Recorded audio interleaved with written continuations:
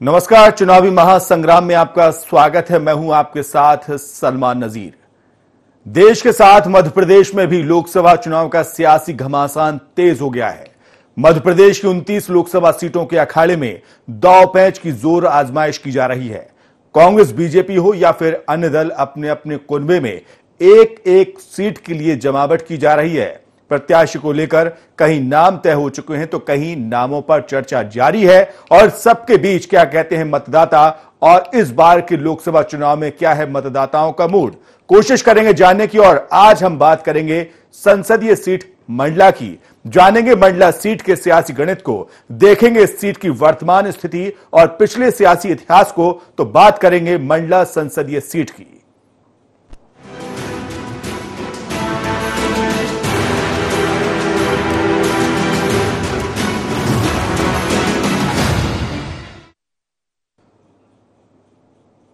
तो चलिए सबसे पहले आपको बताते हैं मंडला सीट के इतिहास के बारे में। कौन वहां से सांसद है, कितने बार वहां से सांसद रहे हैं जो वर्तमान सांसद हैं, और क्या कुछ इतिहास कहता है मंडला सीट का।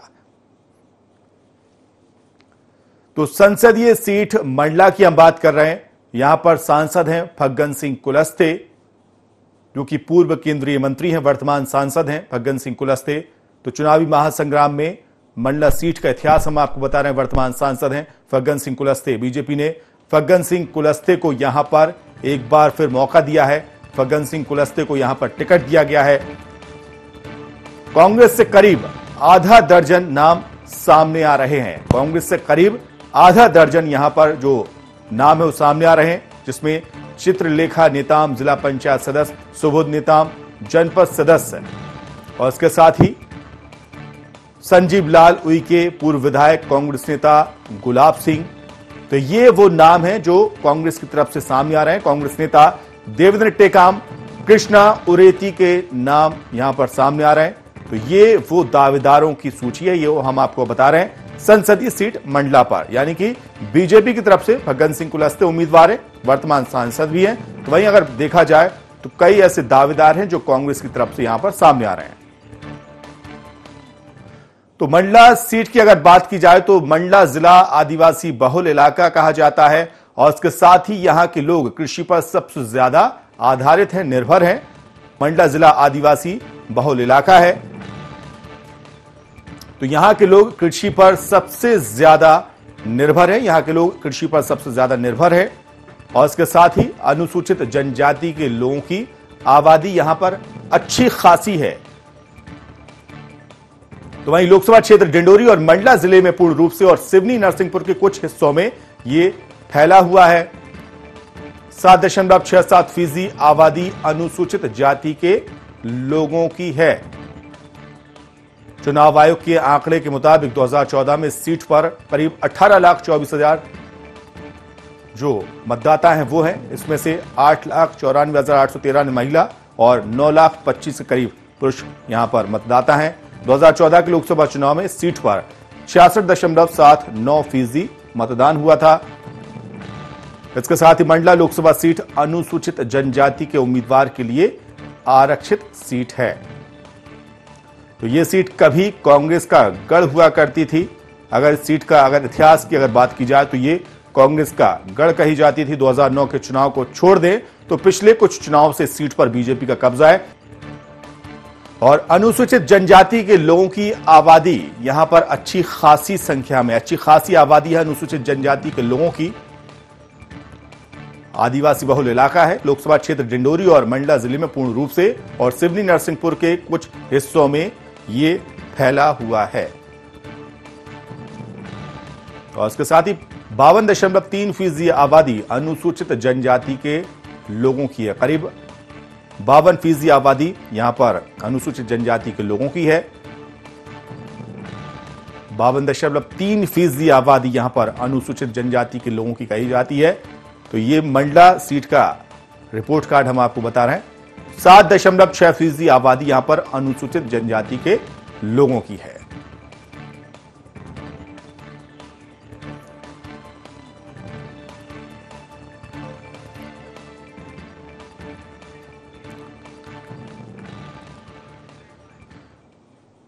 और चलिए अब आपको दिखाते हैं सांसद का रिपोर्ट कार्ड। फग्गन सिंह कुलस्ते की गिनती प्रदेश बीजेपी के बड़े नेताओं में शुमार होती है।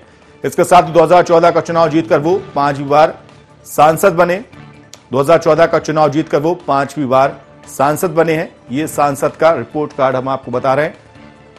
कुलस्ते केंद्र की मोदी सरकार में राज्य मंत्री रह चुके हैं और उसके साथ ही साल 1999 में वाजपेयी सरकार में भी वो मंत्री रह चुके हैं। कुलस्ते की संसद में उपस्थिति 85% रही है। 85% उनकी उपस्थिति रही। उन्होंने 110 सवाल भी संसद में किए हैं। तो ये सांसद का रिपोर्ट कार्ड हम आपको बता रहे हैं। उन्होंने 17 बहस में भाग लिया है। 17 बहस में उन्होंने हिस्सा लिया। कुलस्ते संसद में 3 प्राइवेट मेंबर बिल भी ला चुके हैं। 2014 में कुलस्ते को उनके निर्वाचन क्षेत्र में विकास कार्यों के लिए 17.5 करोड़ रुपए आवंटित हुए, जिसमें ब्याज की रकम मिलाकर 17.84 करोड़ ये रकम हो गई थी। इसमें से उन्होंने 16.11 यानी मूल आवंटित फंड का 92% खर्च किया है। करीब 1.73 करोड़ रुपए का फंड बिना खर्च किए ही रह गया।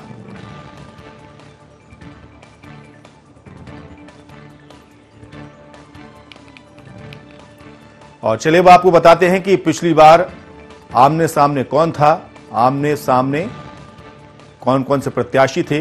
पिछले चुनाव की जानकारी हम आपको दे रहे हैं। बीजेपी से फग्गन सिंह कुलस्ते यहां पर उम्मीदवार थे पिछले चुनाव में, तो वहीं कांग्रेस के ओमकार सिंह के बीच यहां पर मुकाबला रहा। तो 2014 के लोकसभा चुनाव में फग्गन सिंह कुलस्ते ने कांग्रेस के ओमकार सिंह मरकाम को यहां पर शिकस्त दी थी। फग्गन सिंह कुलस्ते को 5,85,720 वोट यहां पर मिले थे। करीब 48% वोट उनको मिले थे। ओमकार सिंह को 4,75,521 वोट यहां पर मिले थे, जो कि 39% थे।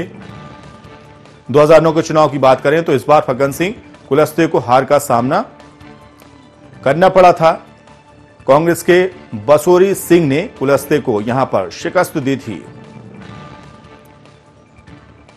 बासवारी सिंह को 3,91,113 वोट, 45.5% उनको यहां पर वोट मिले थे। फग्गन सिंह कुलस्ते को 3,26,080 वोट के करीब यहां पर उनको इस चुनाव में वोट का प्रतिशत रहा। पिछली बार कौन आमने सामने रहा ये हमने आपको बताया।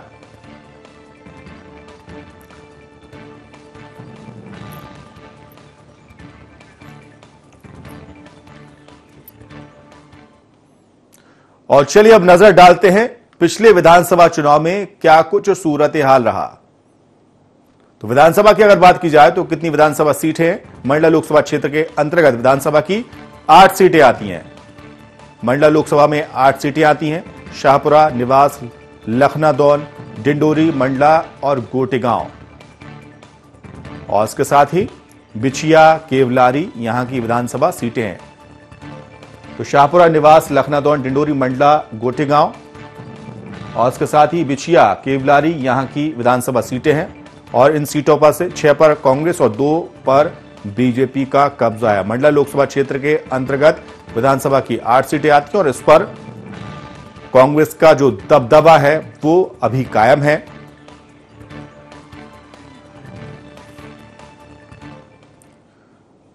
और चलिए अब आपको सुनाते हैं क्या कुछ कहता है संसदीय सीट मंडला का मतदाता। जो सांसद जी का जो पूर्व कार्यकाल था तो वो तो पहले ठीक भी था, मगर इस साल जो 5 साल कार्यकाल बहुत बेकार था। राज्य मंत्री होते हुए स्वास्थ्य संबंध में उनसे बहुत उम्मीदें थी। यहाँ मजदूर जो हैं अपने आदिवासी भाई हैं वो पलायन करते हैं। जिस आदिवासी समाज से ये बिलोंग करते हैं, आरक्षण का लाभ प्राप्त किए हों, उस समाज को इनने कुछ नहीं दिया। अगर इनका कार्यकाल अच्छा होता तो उनका छोटा भाई जो खड़ा हुआ था चुनाव में शायद इतनी बुरी तरह से नहीं आता। ये एक उदाहरण है। कुलस्ते जी के नाम डिक्लेयर होने के बाद से भाजपा के लोग भी मानते हैं इस बात की कुलस्ते को जीतना मुश्किल। शिक्षा की व्यवस्था के नाम पर कुछ नहीं हो रहा है यहाँ पर। जिस तरह से कहे इतने सालों से सांसद जी बैठे हुए हैं अपनी राजगद्दी में, फग्गन सिंह कुलस्ते जी, जो कि अभी मैंने कल सुना कि फिर से दावेदारी में है यहाँ सांसद के लिए। उन्होंने पूरे मंडला में शिक्षा के नाम पर कुछ भी नहीं किया। पिछले हमारा जो जिला है ये ब्रॉडगेज ना होने की वजह से 20 साल पीछे हो चुका है। हमारे यहाँ के जो सांसद रहे श्री फग्गन सिंह कुलस्ते जी, पिछले 15 बार से वो सांसद हैं और बहुत सारी घोषणाएं इसके पहले हो चुकी हैं, ब्रॉडगेज के नाम पर वोट बटोरे जा चुके हैं, लेकिन नतीजा कुछ भी नहीं निकला है। एक मेडिकल कॉलेज यहाँ आ सकता था, जिसकी सख्त आवश्यकता थी, क्योंकि यहाँ जो जनता रहती है, हम लोग तो खैर फिर भी ठीक है, जो जनता रहती है आदिवासी जनता है और बाकी जो जनता है वो बहुत ज़्यादा गरीब है, इनको बाहर जाने में बहुत दिक्कत होती है। मुख्य समस्या ये है कि जो यहाँ की गर्भवती महिलाएं हैं उनके लिए यहाँ से 25 किलोमीटर दूर बमनिया जाना पड़ता है। यहाँ हेल्थ के संबंध में कुछ काम नहीं हुआ है, इसके लिए यहाँ काम होना चाहिए। कितने काम पड़े हैं, एक तो पानी की समस्या हो रह गई, ठीक है, रोड की समस्या, ना बिजली की समस्या, हर चीज़ के लिए बहुत दिक्कत, रोड की दिक्कत कितना अतिक्रमण है छपारा में। सांसद की भूमिका की जो बात है तो वो तो जीरो है। भूमिका का तो कुछ कह नहीं सकते, वो तो छपारा में शायद ही 5 साल में कभी आए हों। जो रहा है इससे विकास के मामले में तो जीरो रहा है ना, वो आज तक अभी 5 सालों को भी आया नहीं यहाँ पर। अरे हमारे यहाँ के संसद तो आज तक दर्शन ही नहीं हुए। यहाँ अभी तक की 2002 में रोड बनी थी, उसके बाद रोड नहीं बनी। रोड ऐसी है जैसे बैलगाड़ी चलती। 5 वर्षों को देखते हुए तो इस बार लग रहा है कि मोदी जी ही प्रधानमंत्री होंगे। क्षेत्र में सांसद कौन है अब ये छोटी सी बात हो। हाँ, एक तो हमने उनको कभी देखा नहीं है, ना वो कभी यहाँ आए, ना हमारे यहाँ तो इतनी समस्या है, मूलभूत इतनी ज़्यादा समस्या है, ना कभी सड़क साफ हुई, ना कभी कचरा उठा है, पानी की समस्या, लाइट की समस्या, सब चीज़ें। हम वोट भी दें तो किसके लिए वोट देंगे? विकास तो एक अपना मुद्दा है ही, क्योंकि विकास कोई भी सरकार आ जाए तो पूरा नहीं कर पाती, क्योंकि हम भी उसी तरह जैसे हम अपने परिवार में एक सदस्य को कोई किसी आकांक्षाओं को पूरा करते हैं तो दूसरी फिर मांग में आ जाती है। सांसद थे, उनका यहाँ पर कोई भी विकास कार्य नहीं हुआ है और ना ही यहाँ की जनता ने दोबारा देखी है कि वो सांसद जी कब आए और कब नहीं। जब चुनाव हुआ था तब हमने उनका नाम सुना था, उसके बाद हमें उनके कभी दर्शन नहीं हुए। हमारे गांव को सांसद ने गोद लिया था कि यहाँ पर गांव बदल जाएगा, पर गांव अभी बदला नहीं है। नहीं है, अस्पताल नहीं है, बहुत दूर जाना पड़ता है, मंडला जाना पड़ता है, वहाँ स्कूल है, अस्पताल है आपके यहाँ? अस्पताल नहीं है।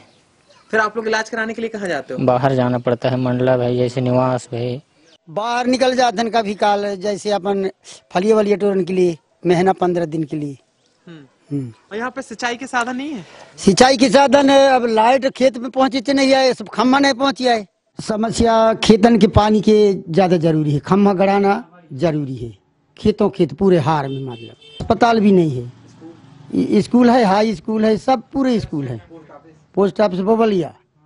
सांसद आदर्श ग्राम है जिसमें हमारे यहाँ शराब मुक्त हुआ है, पर हमको नेटवर्क की ज़रूरत है और हमारे यहाँ अस्पताल नहीं है, जिसमें हमें दूर जाना पड़ता है।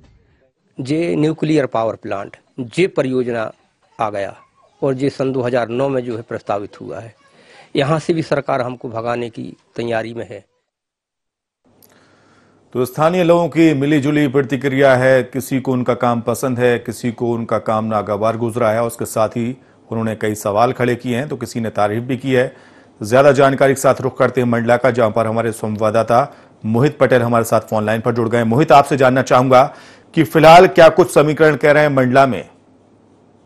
जी, मैं बता दूं आपको कि साल 1952 में पहला यहाँ पर लोकसभा का चुनाव हुआ था, उसके बाद से लेकर 1977 तक तो यहाँ पर कांग्रेस का था। ये एक प्रकार से कांग्रेस का गढ़ कहलाता थी। लेकिन एक 1977 के अगर इमरजेंसी को और बाबरी कांड को अगर छोड़ दें तो 1996 से 2004 तक यहाँ पर बीजेपी का कब्जा रहा है। और बीजेपी अगर 1996 से 2004 तक अगर जीती है तो वो भी फग्गन सिंह कुलस्ते के ही कारण।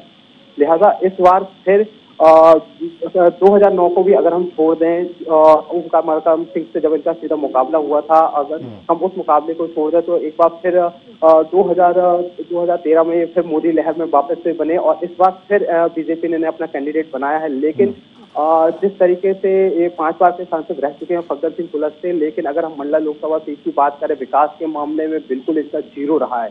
ये फग्गन सिंह कुलस्ते विकास के मामले में तो ज्यादा नहीं जाने जाते, लेकिन विवादों के बारे में, विवादित बयानों के बारे में ज्यादा जाने जाते हैं। मोहित, आपसे ये भी जानना चाहूंगा कि फिलहाल कांग्रेस की क्या स्थिति दिख रही है, कौन वहां पर दावेदार खुलकर सामने आ रहा है? मैं बता दूं यहाँ पर कांग्रेस के अगर दावेदार की बात करें तो लंबी लिस्ट है, 84 दावेदार हैं, लेकिन प्रमुख रूप से अगर हम देखें तो यहाँ पर 4 दावेदार हैं जो दावेदारी ठोक रहे हैं, जिसमें हम संजीव उइके की बात करते हैं, भूपेंद्र बड़कड़े, कृष्णा उरैती और देवेंद्र टेकाम। ये 4 ऐसे दावेदार हैं जो दावेदारी कर रहे हैं।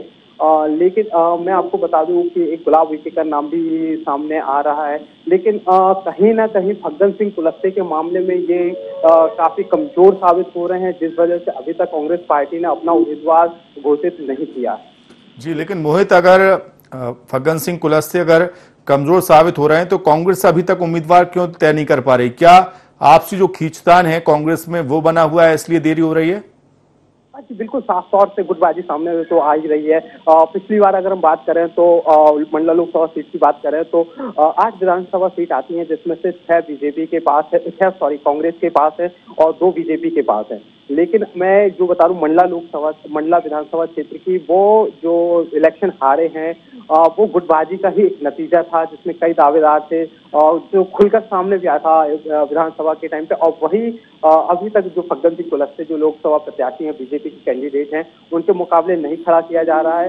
तो यही कारण भी है कि कांग्रेस एक ऐसे प्रत्याशी को ढूंढने में लगी है जो विवादित न हो और जिनका कहीं विवादों से नाता न जुड़ा हो और उनका विरोध भी न हो। जी मोहित, आपसे यह भी जानना चाहूंगा कि जो सांसद ग्राम जो गोद लेते हैं वहां पर क्या स्थिति बताई जा रही है? जी मैं अगर हम सांसद ग्राम की आदर्श ग्राम की बात करें तो सांसद आदर्श ग्राम का मतलब होता है पक्की सड़क, health centre, post office, bank और पक्की नालियां और पानी की भरपूर व्यवस्था। तो लेकिन एक बात बता दूं मैं आपको, सांसद आदर्श ग्राम अगर जो फग्गन सिंह कुलस्ते ने उन्होंने एक ऐसे गांव को गोद लिया था, बैगा अनुसूचित जनजाति है जिसमें 1642 की आबादी है।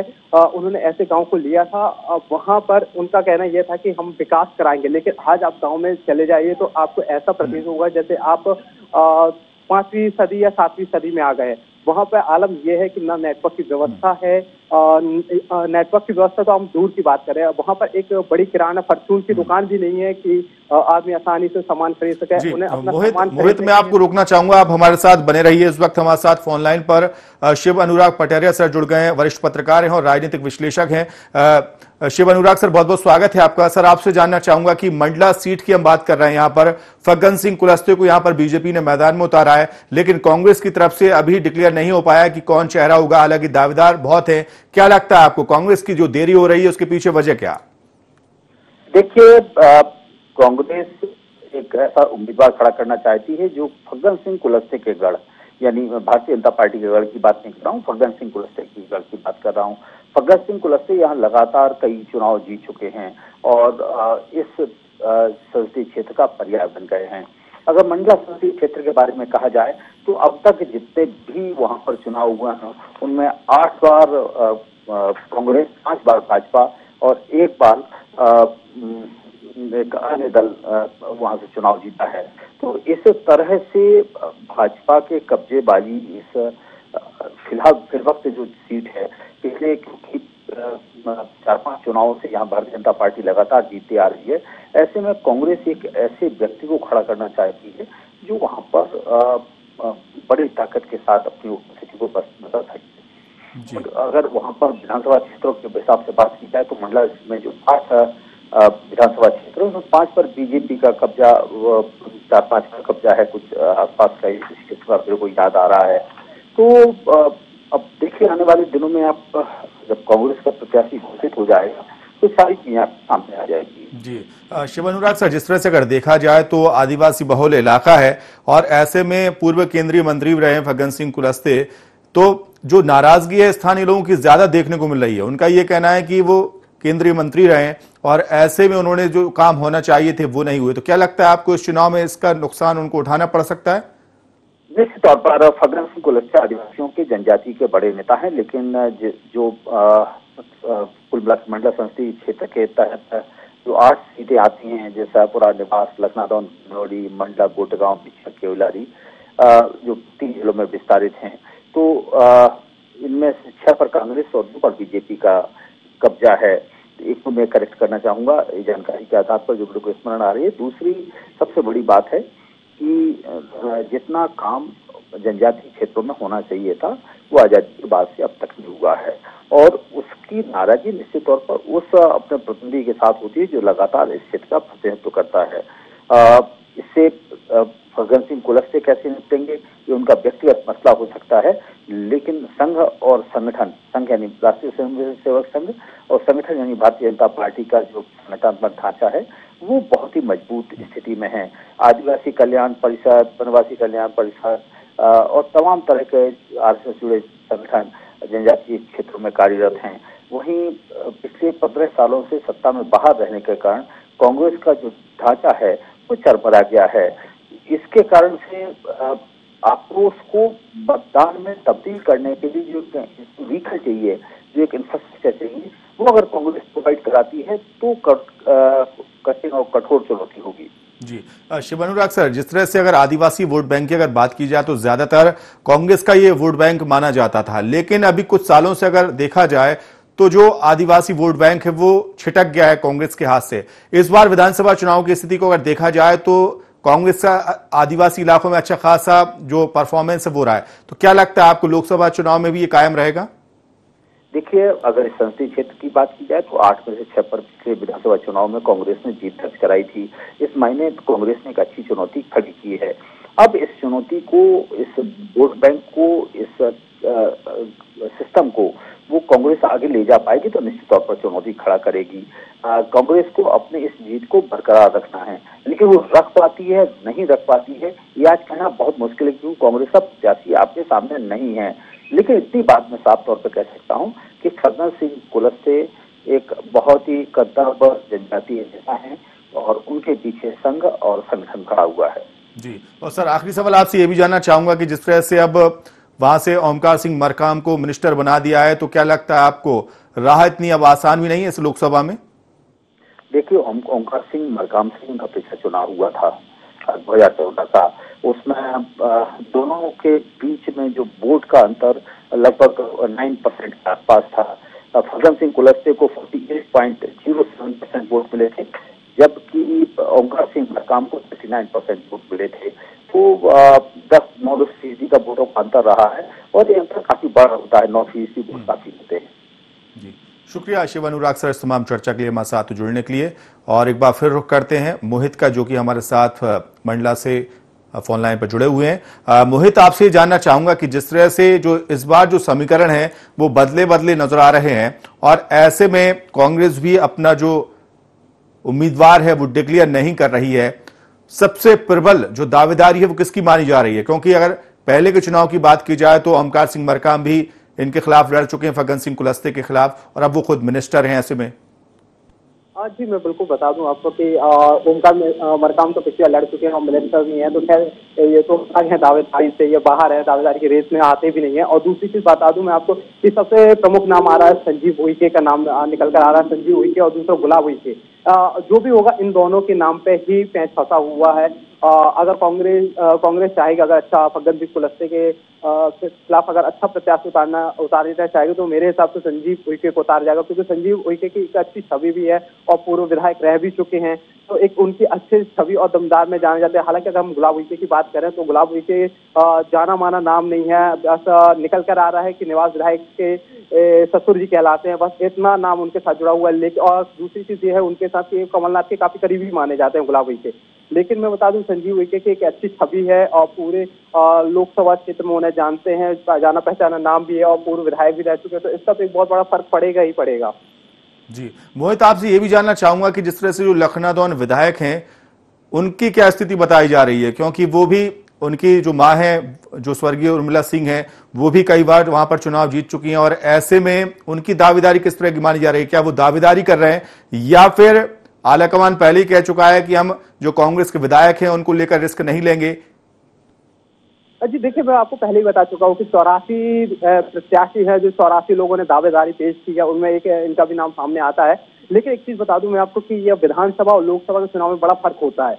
है ना। विधानसभा चुनाव तो आप एक क्षेत्र में, एक क्षेत्र के विकास को लेकर, एक क्षेत्र के मुद्दों को लेकर लड़ा जा सकता है, लेकिन लोकसभा क्षेत्र में आपको 8 विधानसभाएं आती है, जिसमें 8 विधानसभा में आपको कहीं ना कहीं तो जाना चाहिए। लेकिन मंडला और डिंडोरी में अगर हम बात करें तो मंडला डिंडोरी के लोग उन्हें नहीं जानते। तो मेरे हिसाब से जो आला कमान होंगे वो इस मंडला लोकसभा सीट को लेकर बिल्कुल भी रिस्क नहीं लेंगे, क्योंकि कांग्रेस का गढ़ रहा है मंडला लोकसभा सीट। और मंडला लोकसभा सीट की अगर हम बात करें तो मंडला लोकसभा सीट में हमेशा प्रचार करने के लिए स्वयं इंदिरा गांधी भी आ चुकी हैं, राजीव गांधी भी आ चुके हैं, इसके बाद सोनिया गांधी और इसके बाद राहुल गांधी भी लगातार, मतलब गांधी परिवार से हैं, जितने भी बड़े नेता हैं वो सभी। मोहित, क्या लगता है मंत्री ओमकार सिंह मरकाम की जो पहली पसंद होगा वो वहां पर प्रत्याशी चुना जाएगा?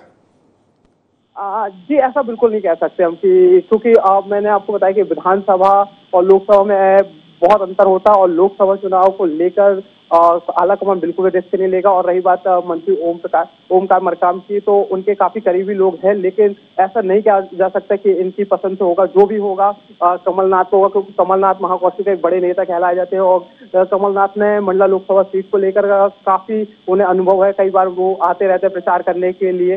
तो जो भी होगा वो सिर्फ कमलनाथ के डिसीजन पर ही होगा। जी, लेकिन मोहित क्या लगता है, 62 सालों की अगर बात की जाए तो 62 सालों में करीब 8 बार कांग्रेस का सांसद रहा है इस सीट पर, और 5 बार यहां पर बीजेपी सांसद। क्या लगता है जो कांग्रेस के जो मतदाता हैं, या फिर ये कहा जाए कांग्रेस का जो वोट बैंक था इस इलाके में, वो छिटक कर बीजेपी में क्यों पहुंच गया?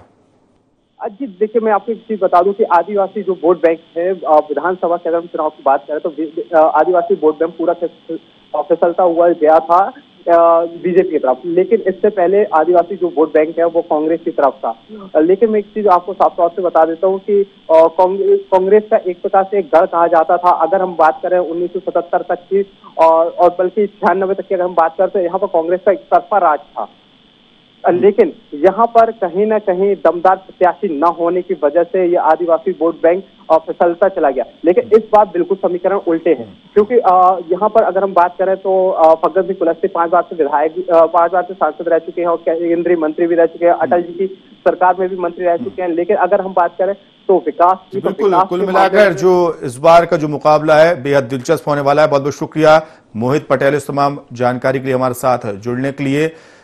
तो अगर देखा जाए तो 2014 के बाद 2019 में मंडला सीट की जो तस्वीर है बिल्कुल साफ हो चुकी है, और इसके साथ यह भी कहा जा सकता है कि बदल सकती है, क्योंकि विधानसभा चुनाव में 8 सीटों में से 6 सीटों पर कांग्रेस का कब्जा है। और क्या ये जो कब्जा है ये लोकसभा चुनाव में भी वोट बैंक के तौर पर कांग्रेस को फायदा दिलाएगा, ये आने वाला वक्त बताएगा। चुनावी महासंग्राम में फिलहाल इतना ही। देखते रहिए i24।